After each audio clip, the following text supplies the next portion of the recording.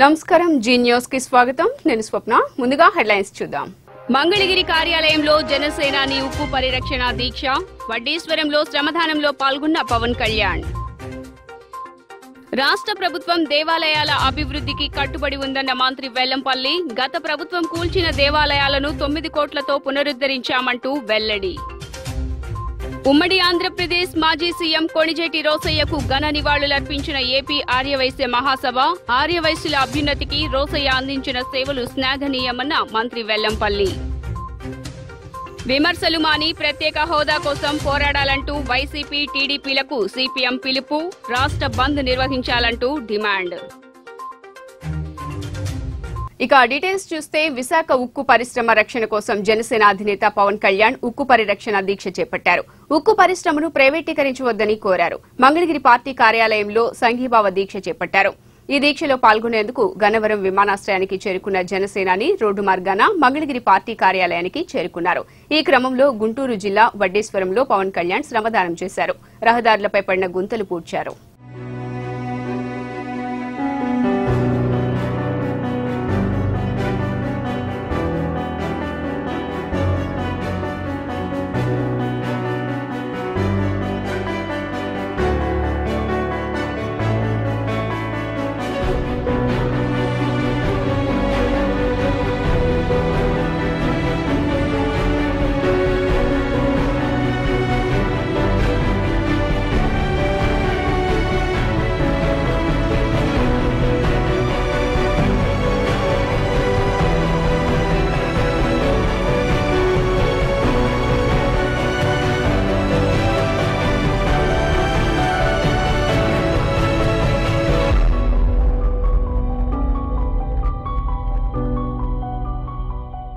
రాష్ట్ర దేవాదాయ శాఖ హిందూ దేవాలయాల పునరుద్దరణకు కంకణబద్దులై ఉందని ఆ శాఖ మంత్రి వెల్లంపల్లి శ్రీనివాసరావు స్పష్టం చేశారు. గత ప్రభుత్వం దేవాలయాలను ధ్వంసం చేస్తే తమ ప్రభుత్వం వాటి స్థానంలో నూతన దేవాలయాలను నిర్మించిందన్నారు. గోశాల నిర్మాణంతో పాటు 3 కోట్ల రూపాయల నిధులతో 9 దేవాలయాల నిర్మాణం చేపట్టిన ఘనత జగన్ సర్కార్దంటూ మంత్రి ధీమా వ్యక్తం చేశారు. వన్ టౌన్ పాత శివాలయం వద్ద గల దినవాహివారి సత్రం నందు మొదటి అంతస్తు షాపుల సముదాయ నిర్మాణానికి దేవాదాయ ధర్మాదాయ శాఖ మంత్రి వెల్లంపల్లి శ్రీనివాస్ ఆదివారం శంకుస్థాపన చేశారు. ఈ సందర్భంగా మంత్రి మాట్లాడుతూ రాష్ట్ర ప్రభుత్వం పాత బస్తీలోని హిందూ దేవాలయాల అభివృద్ధికి కట్టుబడి ఉందన్నారు.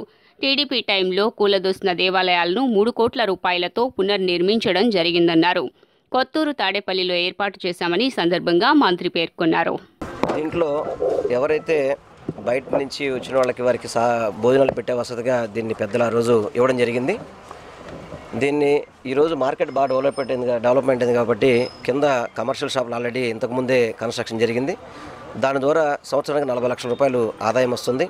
అదేవిధంగా ఇప్పుడు పై ఫ్లోర్ కూడా సుమారు 25 లక్షలు పెట్టి ఒక 4 షాపులు ఆఫీస్ రూము యువగ రూమ్ కలిపి నిర్మాణం చేపడితే ఇంకా అద్దెలు పెరిగితే ఇంకొంతమందికి భక్తులకి వచ్చే యాత్రికులకి వారికి ఫెసిలిటీస్ కల్పించే విధంగా పనికొచ్చే ఉద్దేశంతో దీన్ని అభివృద్ధి చేయడం జరిగింది. అదేవిధంగా మా పశ్చిమ నియోజకవర్గంలో కూడా దేవాదాయ శాఖకి సంబంధించి అన్నీ కూడా రూపాబాయమ్మ ట్రస్ట్ కావచ్చు, అదేవిధంగా పారేపల్లివారి సత్రం కావచ్చు, అదేవిధంగా మా పాత శివాలయం కావచ్చు, విజయేశ్వరాలయం కావచ్చు, అదేవిధంగా కొండ మీద సుబ్రహ్మణ్య స్వామి గుడి కావచ్చు, రామలింగేశ్వర స్వామి దేవాలయం కావచ్చు, వాగులో ఆంజనేయ స్వామి గుడి కావచ్చు, ప్రతి ఒక్కటి కూడా ఏదైతే ప్రభుత్వ నిధులతో వాటన్నింటినీ కూడా అభివృద్ధి చేసే విధంగా సుమారు ప్రతి దేవాలయానికి 40 లక్షల నుంచి 1.5 వరకు కూడా ఇచ్చి, అదేవిధంగా ఇంత గత ప్రభుత్వంలో చంద్రబాబు హయాంలో దుర్మార్గంగా కూల్చేసిన గుళ్ళను నిర్మించడం కానివ్వండి, అవి కూడా సుమారు 3 కోట్ల రూపాయల వ్యయంతో 9 దేవాలయాలు నిర్మిస్తున్నాము. అదేవిధంగా గోశాల అయితే కనుక ఆ రోజు గోవులు కూడా నిలువు నీడ లేకుండా ఆ రోజు దుర్మార్గంగా కేసీఆర్ నానికి కానీ ఆ రోజు జలీల్ ఖాన్ కానీ దేవునిమ్మ కానీ బోండమ్మ కానీ ఇప్పుడు చెప్తున్న తెలుగుదేశం నాయకులందరూ కూడా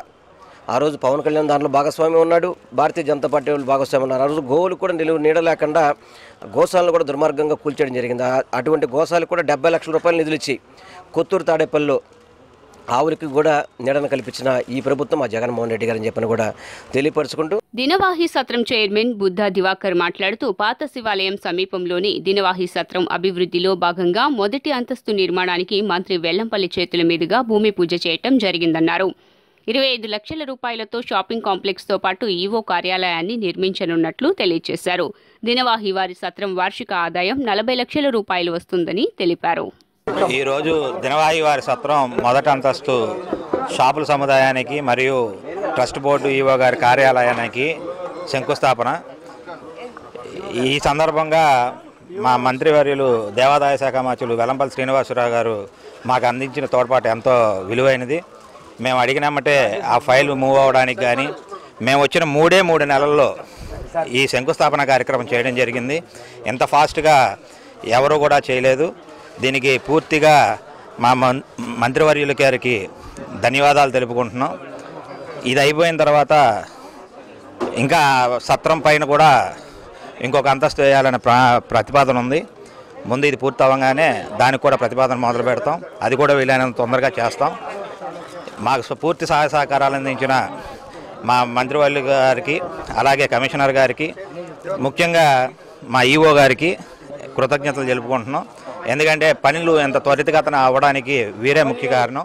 కేంద్రంలో ఉన్న బీజేపీ ప్రభుత్వం ఆంధ్రప్రదేశ్ కు తీరని అన్యాయం చేస్తోందని సిపిఎం రాష్ట్ర కార్యదర్శి మధు మండిపడ్డారు. వెనుకబడిన రాయలసీమ, ఉత్తరాంధ్ర జిల్లాలకు విభజన హామీల ప్రకారం నిధులు కేటాయించాలని ఆయన డిమాండ్ చేశారు.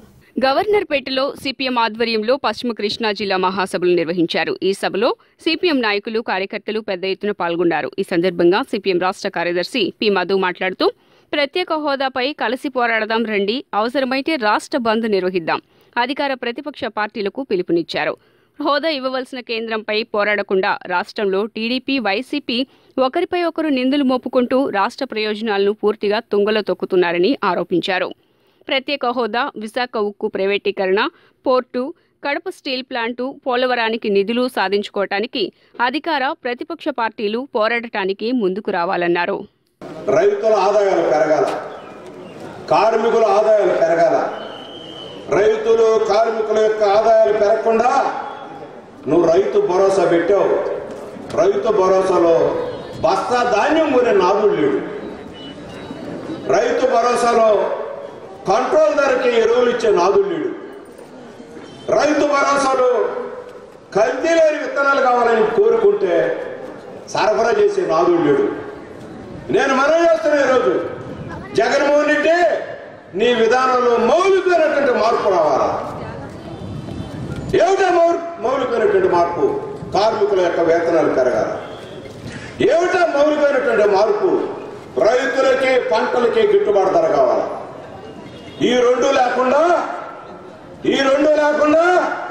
ఈరోజు అచ్చం సంక్షేమ పథకాలతోనే కాలక్షేపం చేయాలనుకుంటే పరిపాలన, ప్రజలు ఈ పరిపాలన మెచ్చుకోరు. మేము ప్రతిఘటించక తప్పదు. 14 ఏళ్ళు అయిందా? ఎప్పుడో రాజశేఖర రెడ్డి గవర్నమెంట్ ఉండగా కార్మికులకి, అసంఘటిత రంగంలో ఉన్నటువంటి కార్మికులకి కనీస వేతనాల బోర్డు సిఫార్సు 20 ఏళ్ల క్రితం చేశారు. 20 ఏళ్ళైన తర్వాత జగన్మోహన్ రెడ్డి ముఖ్యమంత్రి అయిన తర్వాత నేను మా పార్టీ నాయకులు అందరం కలిసి వెళ్ళి జగన్మోహన్ రెడ్డి విజ్ఞప్తి చేశాం. ఇదిగో కనీస వేతనాలు, నువ్వు ఒక్క రూపాయి ఖర్చు పెట్టక్కర్లా. మినిమం వేజెస్ బోర్డు, కనీస వేతనాల బోర్డు సిఫార్సు లేదు. కర్ణాటకలో 12,000 రూపాయల, ఆంధ్రలో 5,500 రూపాయల కనీస వేతనాలు. ఉమ్మడి రాష్ట్రాల మాజీ ముఖ్యమంత్రి కొణిజేటి రోసయ్య మృతి అత్యంత బాధాకరమని రాష్ట్ర దేవాదాయ శాఖ మంత్రి వెల్లంపల్లి శ్రీనివాస్ అన్నారు. రోసయ్యను రాజకీయాలకు అతీతంగా అభిమానించేవారు అనేక మంది ఉన్నారని పేర్కొన్నారు. ఆర్యవైశ్య మహాసభ ఆధ్వర్యంలో ఉమ్మడి తెలుగు రాష్ట్రాల మాజీ ముఖ్యమంత్రి కొణిజేటి రోసయ్య సంస్కరణ సభ ఛాంబర్ ఆఫ్ కామర్స్ హాల్ నందు జరిగింది. ఈ కార్యక్రమంలో రాష్ట్ర దేవాదాయ శాఖ మంత్రి వెల్లంపల్లి శ్రీనివాస్, ఆర్యవైశ్య ప్రముఖులు పాల్గొని రోసయ్య చిత్రపటానికి పూలమాలలు వేసి నివాళులర్పించారు. ఈ సందర్భంగా మంత్రి వెల్లంపల్లి మాట్లాడుతూ, రాజకీయాలకు అతీతంగా రోసయ్యను అభిమానించేవారు అనేక మంది ఉన్నారన్నారు. దాదాపు 16 సార్లు బడ్జెట్ ప్రవేశపెట్టిన ఏకైక వ్యక్తి రోసయ్య అని కొనియాడారు.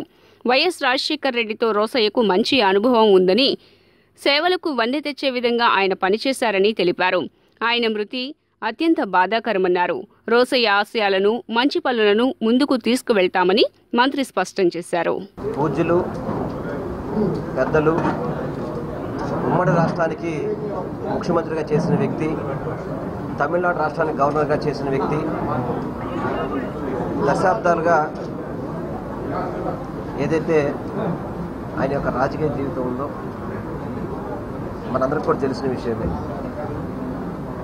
అందరినీ కూడా పార్టీలకు అతీతంగా కూడా రోసే గారిని అభిమానించే పరిస్థితి మనం చూసాం.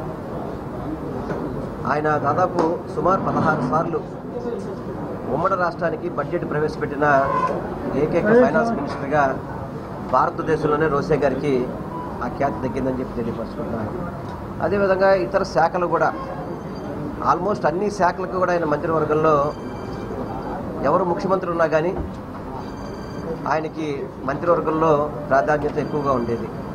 ముఖ్యంగా వైఎస్ రాజశేఖర రెడ్డి గారు ముఖ్యమంత్రిగా ఉన్నప్పుడు ఆయన పోటీ చేయాలంటే ఎమ్మెల్సీ ఇచ్చి మొట్టమొదటిగా ఆయన మంత్రివర్గంలో తీసుకున్న పరిస్థితి కూడా మనం చూసాం.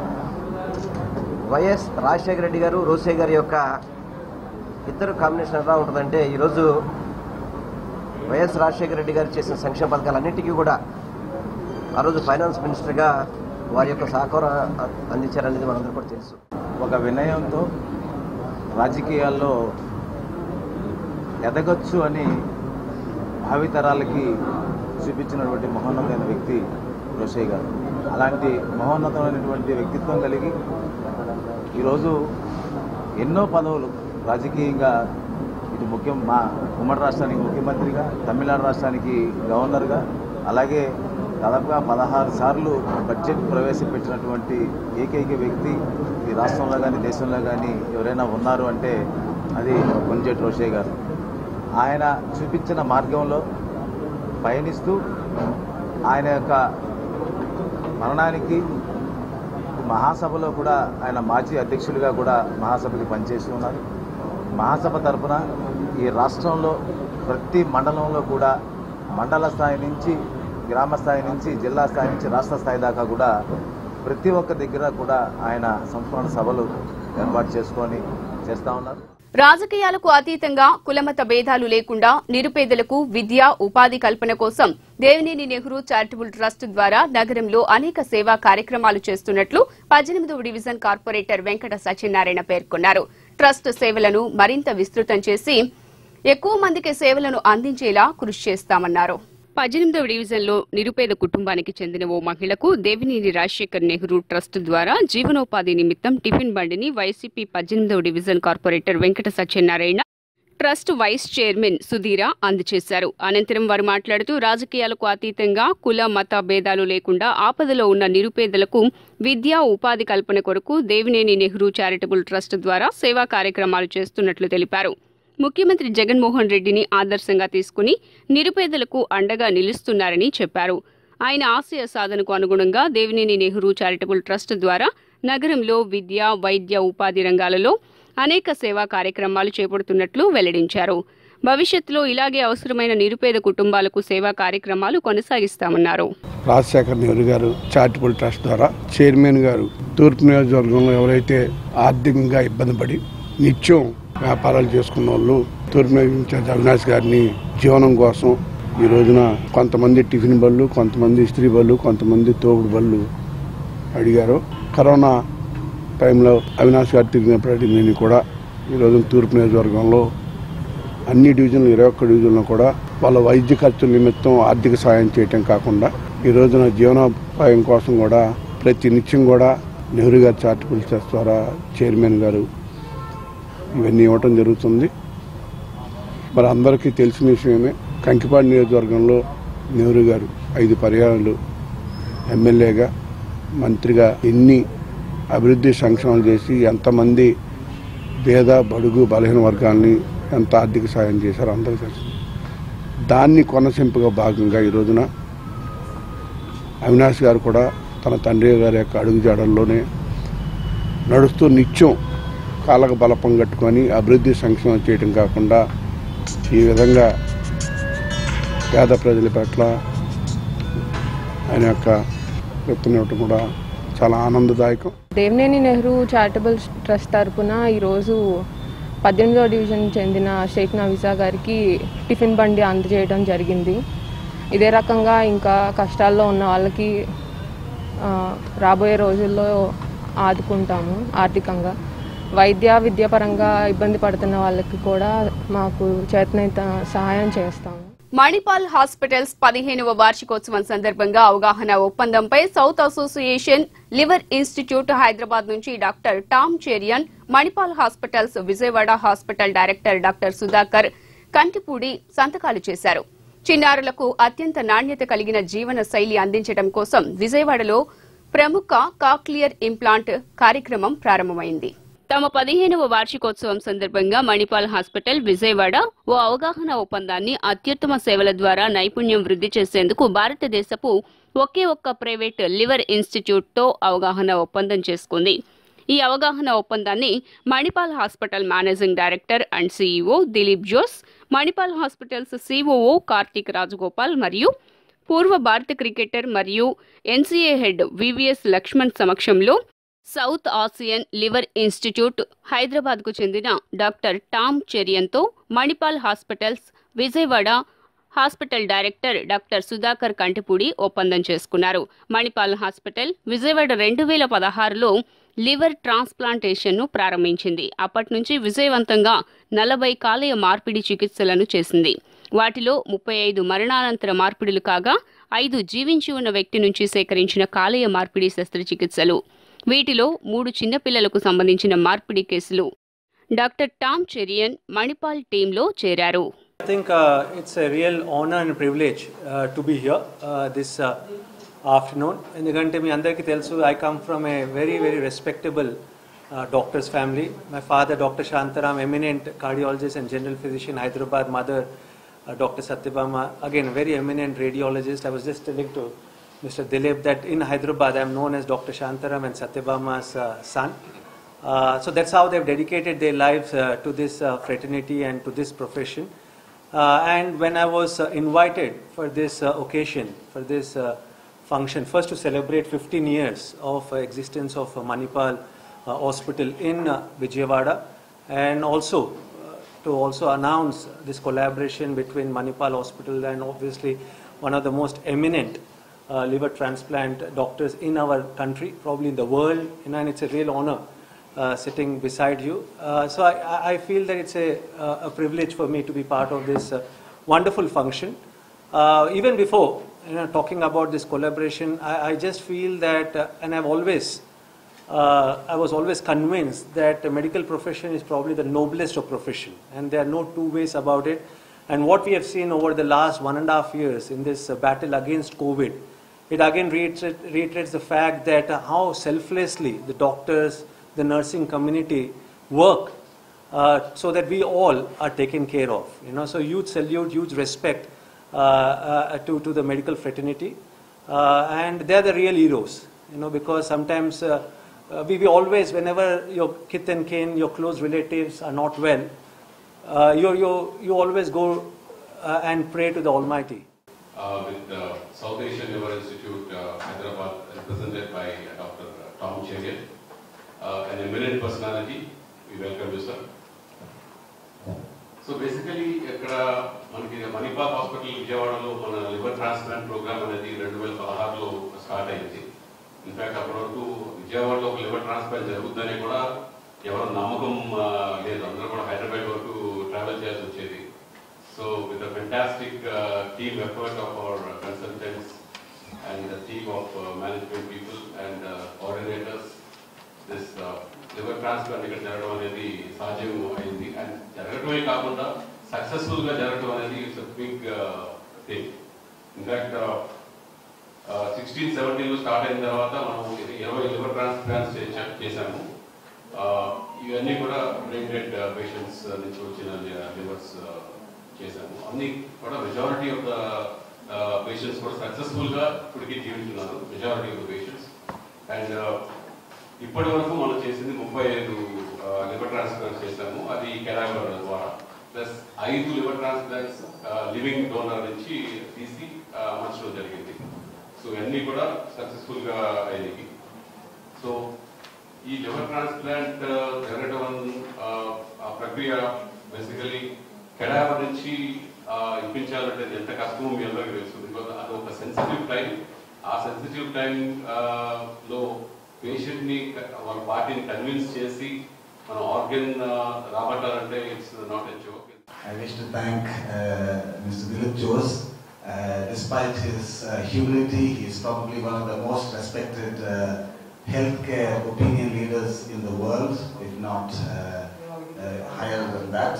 Dr. Sudhakar, able administrator, and he has been spearheading most of the programs happening here. And I feel privileged to be part of this family now. I want to spend 2 minutes talking about liver disease. So why is liver so important? I don't know how many of you know, there's over 300,000 people who died from the Bangladesh civil war. Do you know the same number is dying every year from liver disease alone in our country alone? And who's talking about it? Nobody is talking about it. So I think it's high time we talk about it. It is one of the few diseases that is actually increasing in number. Deaths are going up. We are not controlling it. And I think that is one of the key reasons why we should talk about liver disease today. I think transplantation is one of the key. The cricketing legend with us, but on a more granular note, we have the beginning of a great program, great clinical program at our hospital today. Professor Tom Cherian is probably one of the best liver surgeons in the country. His expertise spans both adult and pediatric liver transplant programs and hepatobiliary surgical program. Manipal Hospitals is truly privileged to have this collaboration with Professor Cherian, and this is only the beginning. Like he said, there is no reason why people have to travel to any other city, either Bangalore or Delhi or Hyderabad, for any liver surgery or liver transplant kind of program in future. I think Manipal Hospitals probably is the #1 hospital in the state today in terms of its clinical expertise and the outcomes that we are able to give. And this is probably a gap that we are filling. We are now a complete program, complete clinical program spanning across all aspects of healthcare. And I think it's a great beginning, and I wish the team here. Krishna జిల్లా జీకొండూరు మండలం వెలగలేరులో దారుణం చోటు చేసుకుంది. స్థానిక ప్రభుత్వ wine shop లో watchman హత్యకు గురయ్యాడు. మృతి చెందిన వ్యక్తి చట్టు సాంబయ్యగా పోలీసులు గుర్తించారు. కేసు నమోదు చేసి పోలీసులు దర్యాప్తు ప్రారంభించారు. గుర్తు తెలియని దుండగులు హత్యకు పాల్పడినట్లు పోలీసులు భావిస్తూ ఉండగా పూర్తి వివరాలు తెలియాల్సి ఉంది. నగర శివారు జక్కంపూడి గ్రామంలోని ఆంజనేయ స్వామి దేవస్థానం చోరీ కలకలం రేపింది. గుడిలోని హుండీని అగంతకులు ఎత్తికెళ్లిన ఘటన గ్రామస్తులను భయాందోళనకు గురిచేసింది. సంఘటనా స్థలానికి చేరుకున్న కొత్తపేట పోలీసులు వేలిముద్రలు సేకరించడంతో పాటు సీసీ కెమెరా ఫుటేజ్ ని పరిశీలిస్తున్నారు. చెడ్డి గ్యాంగ్ వరుస దొంగతనాలకు పాల్పడుతూ ఉండటంతో పట్టణ శివారు ప్రాంత ప్రజలు భయాందోళన చెందుతున్నారు.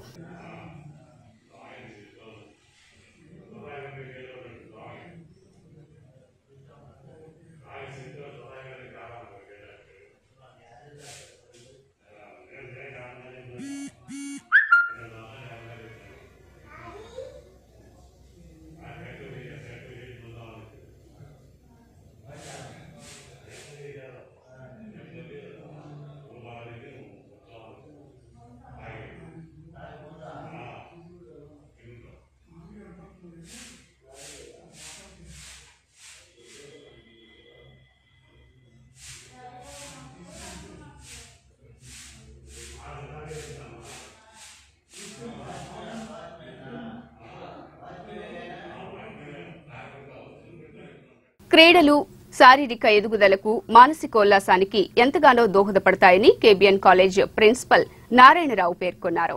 కృష్ణా విశ్వవిద్యాలయం అంతర్ కళాశాలల handball women tournament Vijayawada KBN కళాశాలలో ఆదివారం జరిగింది. ఈ నేపథ్యంలో ఆ కళాశాల సెక్రటరీ తూనుగుంట్ల శ్రీనివాస్, ప్రిన్సిపల్ నారాయణరావు వివిధ కళాశాలల నుంచి వచ్చిన జట్ల క్రీడాకారులకు అభినందనలు తెలియజేశారు. పరిచయం అనంతరం క్రీడాకారులను ఉద్దేశించి ప్రసంగించిన ప్రిన్సిపల్ యువత క్రీడల పట్ల ఆసక్తిని కనబర్చాలన్నారు. శారీరక ఎదుగుదలతో పాటు మానసిక ఉల్లాసానికి దోహదపడతాయన్నారు.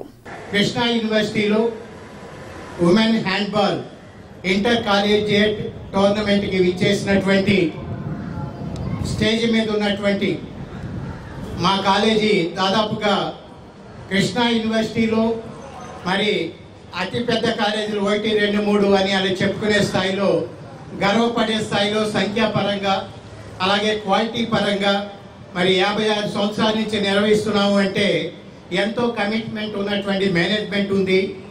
దాదాపుగా 20 సంవత్సరాల పైగా కేబిఎన్ కాలేజీని ముందుండి నడిపిస్తూ ఇక్కడ ఉన్నటువంటి 210 మంది టీచింగ్ స్టాఫ్ అలాగే 130 మంది నాన్ టీచింగ్ స్టాఫ్ని మరి ముందుండి నడిపిస్తూ అన్ని విషయాల్లో కూడా కాలేజీని అగ్రభాగాన నిలబెడుతున్నటువంటి very committed, very innovative and creative nature ఉన్నటువంటి dynamic secretary and correspondent T Srinivas garu వారు ముందుండి మమ్మల్ని అందరినీ కూడా నడపడం వల్లనే కాలేజీని మరి రాష్ట్ర స్థాయిలో జాతీయ స్థాయిలో అనేక అవార్డులు రివార్డులతో నడపగలుగుతున్నాం.